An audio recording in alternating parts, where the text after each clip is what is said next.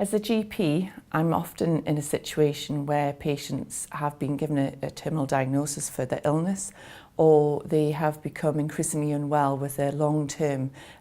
health condition. And in those situations, they often want to take some control of what's going to happen to them. And many patients have made choices or have preferences when you ask them about how they would like their care to be delivered and where they would like to die when the time comes. And we know nationally 70% of people actually want to stay at home and be with their family and friends when it comes to the last days of life if they can. And this certainly is something that we see reflected in our patients as GPs when we have that conversation with them.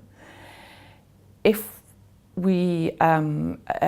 aware of what their preferences are, then in the North East we have a method of capturing those choices and those thoughts and those ideas of how they'd like their care to be delivered in a set of documents called Deciding Right, which is a process that allows that to be captured in a uniform way. Because it's standardised, this means that other health professionals come in contact with those patients immediately recognise the documents and the fact that those conversations have taken place at some point. What happens is often crises occur many times in the out of hours period where a patient's GP or normal district nurses aren't available, and emergency services and out of hours services come across those patients. And if they are aware that those conversations have taken place, then they can discuss with the patient, if they're able to, or with the patient and the family about what they would like to happen next. So for instance, if they're becoming well, would they like to go into hospital, or is the best place for their care to be at home where they'd like to die if that was what was going to happen? At the moment, those documents are recognised and seen if they're known about. And the fact that we've had those conversations are captured in our computer systems and IT systems in primary care, but they're not instantly available on the other IT systems that are around the healthcare economy. Patients expect and often think that the information I have as a GP is immediately shared with the hospital or with the hospice, but in fact that's not the case. What this project is about is finding a way that we can share that information effectively and efficiently and in detail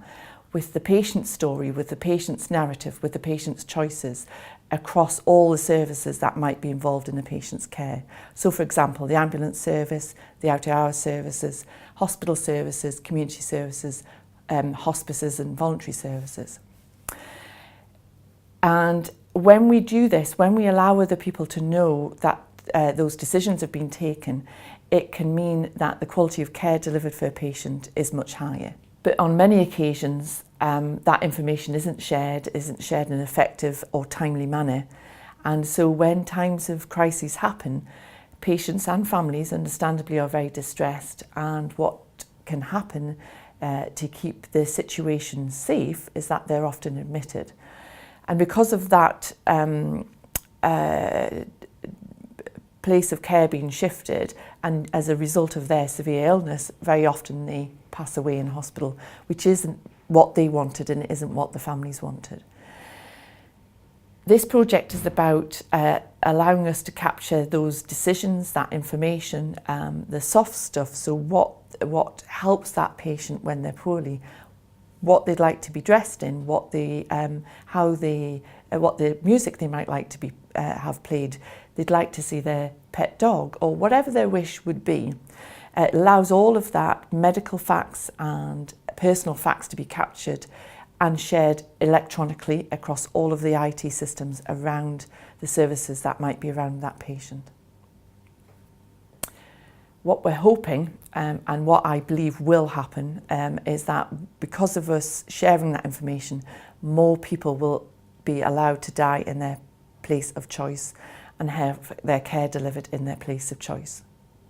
One of the other aspects of this project is allowing us as a health economy and health providers and commissioners to see exactly what the people in the North East want.